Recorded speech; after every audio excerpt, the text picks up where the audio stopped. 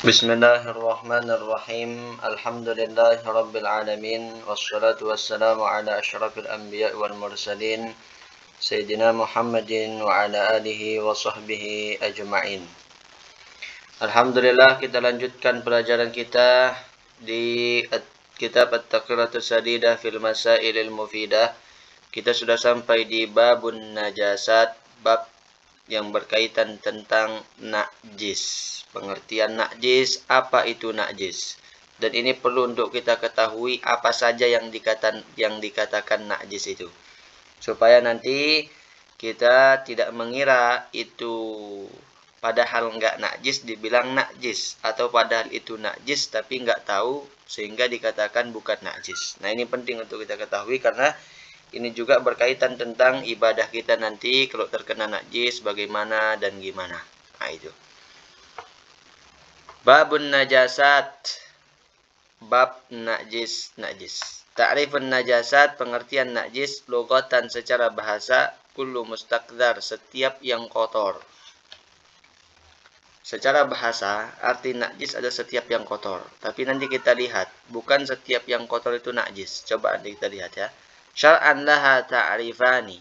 Secara syarak, dia memiliki dua pengertian. Pertama, ta'rifun bil haddi. Pertama, pengertian batasan najis. Nanti kemudian yang kedua, pengertian jumlah najis, batasan najis. Artinya begini, kullu mustaqdarin yamna'u sihhatas shalah haitsu la murakhis. Pengertian najis secara batasannya adalah setiap yang kotor, tapi kotornya yang mencegah kesahan sholat. Nah, itu maksudnya. Tidak semua kotor itu najis. Yang dikatakan najis adalah setiap yang kotor yang mencegah kesahan sholat. Yang membuat tidak sah sholat. Tanpa dibuat rukhsah, tanpa ada keringanan. Karena nanti ada najis yang diringankan, yang dimaafkan. Itu pengertiannya secara batasannya. Begitu. Syarhut ta'rif, penjelasan dari pengertian itu, yamna'u sihhatas shalah, artinya mencegah kesahan salat. Kharaja bihi al-mustaqzarul ladzi la yamna'u sihhatas shalah kal busaq wal mukhat, falisamma najasatan syar'an. Nah, dari pengertian tadi mengecualikan yaitu yang kotor yang tidak mencegah kesahan salat. Kan tadi katanya najis itu setiap yang kotor yang mencegah kesahan sholat. Berarti ada yang kotor, tapi tidak mencegah kesahan sholat.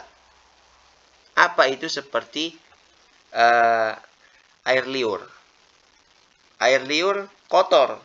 Apakah ini najis? Tidak. Kenapa tidak najis? Karena tidak mencegah kesahan sholat. Karena sahaja kalau kita kena air liur. Air liur sendiri. Atau air liur orang. Nah. Kemudian yang kedua, misalnya seperti ingus. Ingus kotor, tapi ingus bukan najis. Dan sah kalau ada ingus di baju ketika sholat sah.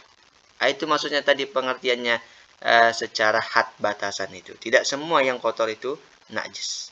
Maksud najis semua yang kotor adalah yang mencegah kesahan sholat. Haitsu la murakhis. Ay haitsu la mujawwiz. Kharaja bihi al-ma'fuwat. Kaqali liddam wan najasati allati la yudrikuha at-taraf fasyari'u rakhasa fiha ay afa anha. Kemudian beliau menjelaskan dari kata-kata haitsu la murakhis, artinya tidak ada rukhsah, keringanan. Mengecualikan yang diringankan, yang dimaafkan.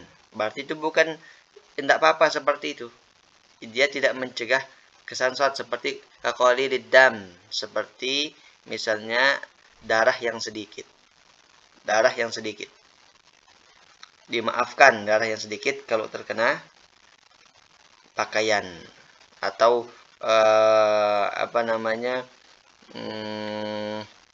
ada dia punya luka, kemudian lukanya itu sudah kering misalnya, kemudian lagi dia pecah.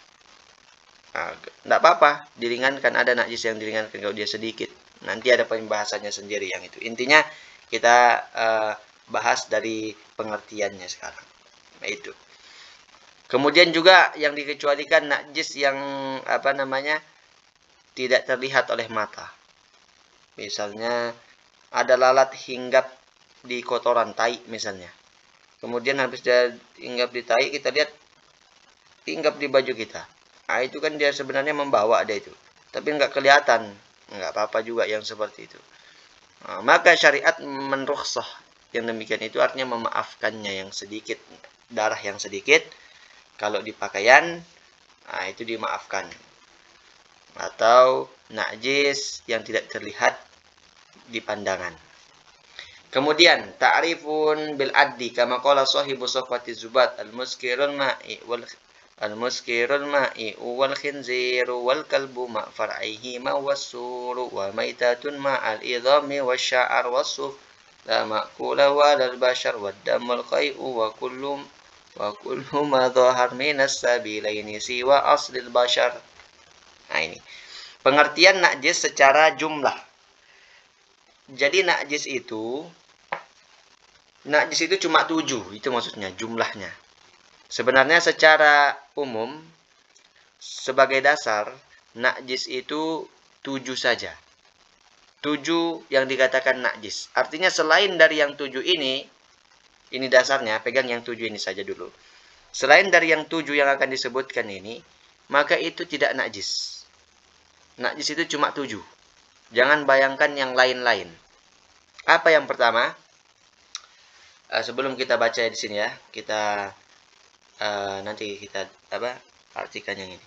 Yang pertama adalah najis itu segala sesuatu yang keluar dari lubang depan dan lubang belakang. Itu najis. Baik dari manusia maupun dari hewan. Segala sesuatu yang keluar di lubang depan dan lubang belakang, baik dari manusia maupun hewan.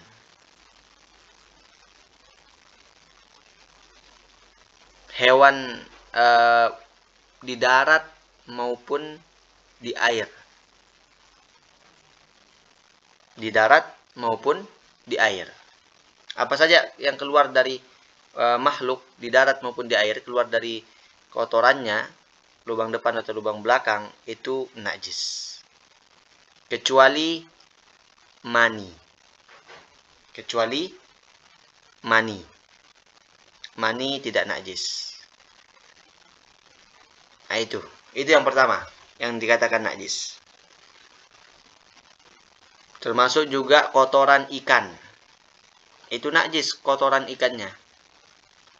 Tainya itu najis. Ikannya nggak najis.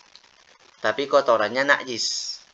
Nah itu. Pokoknya segala sesuatu yang keluar dari lubang depan dan lubang belakang, dari hewan maupun manusia, itu najis kecuali mani.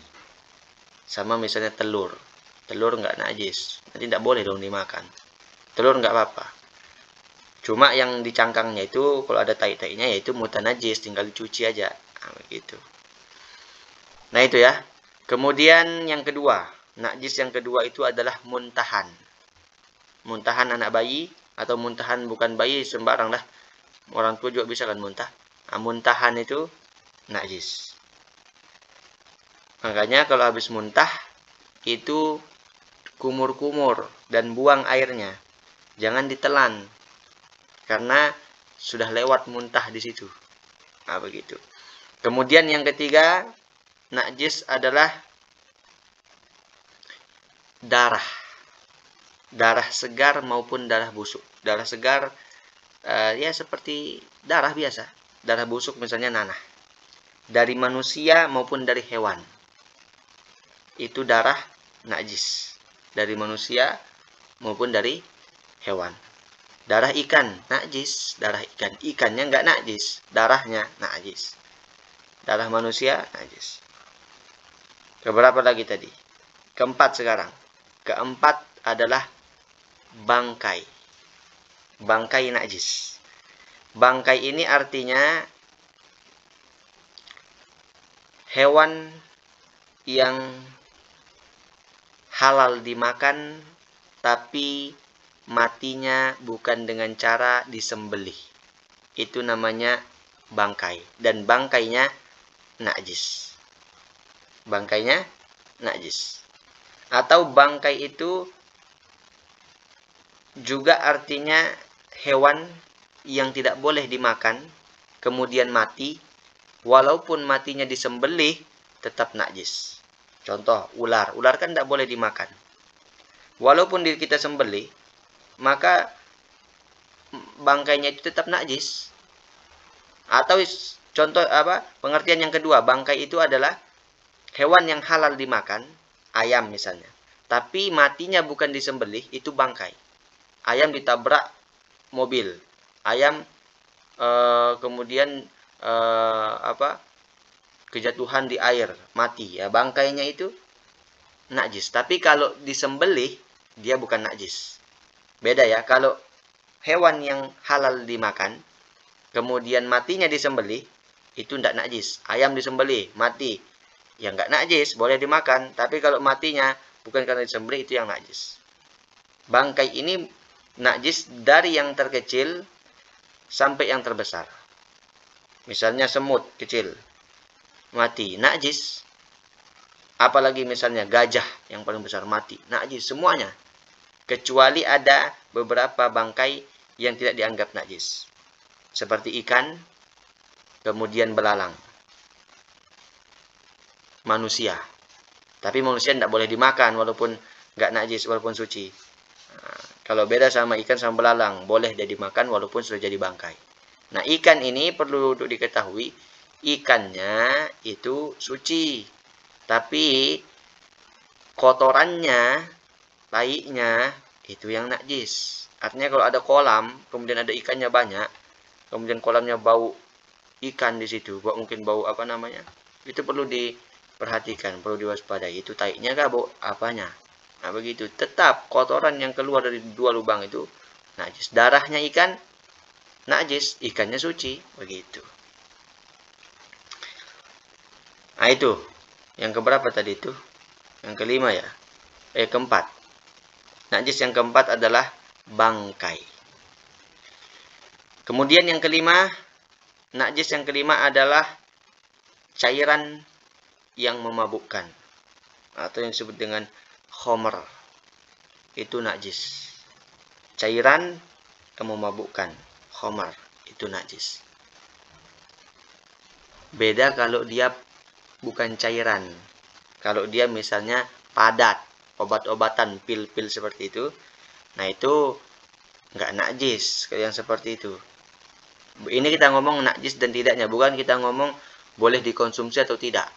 Beda lagi ceritanya nanti kalau boleh dikonsumsi atau tidak. Ini kita ngomong cairan yang memabukkan, itu najis. Khomer. Termasuk bagian daripada khomer adalah alkohol. Alkohol yang tidak dikonsumsi, bukan alkohol yang tidak dikonsumsi. Karena ada alkohol yang tidak dikonsumsi seperti alkohol di minyak wangi. Nah, itu ada pembahasannya. Nanti kita sudah bahas di video, nanti dicari ada di video kita juga. Itu alkohol yang ada di minyak wangi, ada nanti pembahasannya. Intinya khomer adalah najis. Nah, itu. Itu yang kelima. Yang keenam, anjing dan keturunannya. Yang ketujuh, babi dan keturunannya juga. Nah, ini 7 jumlah najis. Selain yang 7 ini, kita sudah paham. Kalau sudah paham yang 7 najis, nanti enak kalau sudah paham dasarnya. Nanti misalnya ada di dapurnya terong sudah busuk, lama, bau. Nah, itu najis apa enggak itu? Lihat aja dari yang 7 ini. Ada nggak disebutkan terong tadi? Nggak ada kan? Berarti walaupun bau kotor, nah itu nggak najis. Maka kita harus paham pengertian najis secara batasan dan pengertian najis secara jumlahnya tadi. Nah, itu pengertian najis ya. Ada 7. Ta'rifun bil addi kama qala sahibu safati zubat al-muskirul ma'i, yang memabukkan yang cair, wal khinzir, babi, wal kalab, anjing, ma'afar aihima, keturunannya. Kemudian juga wasur. Wasur itu artinya air yang habis dijilat sama mulut yang ada najisnya. Kucing misalnya mulutnya habis najis, mulutnya makan bangkai apa misalnya. Kemudian dia jilat wadah yang ada airnya, itu berarti wadahnya najis kecuali dia sudah pergi lama. Kemudian bangkai bersama tulangnya. Nah, itu bangkai. Sudah kita tadi pengertian bangkai ya. Kemudian darah, muntahan, dan yang keluar dari 2 lubang, kecuali manusia. Nah, itu dah pengertian najis secara batasan dan juga jumlahnya. Dan bisa dipahami supaya kita paham dulu apa itu najis. Kemudian nanti kita bahas masalah-masalah di bab najis di pertemuan berikutnya insyaallah. Allah Subhanahu wa taala.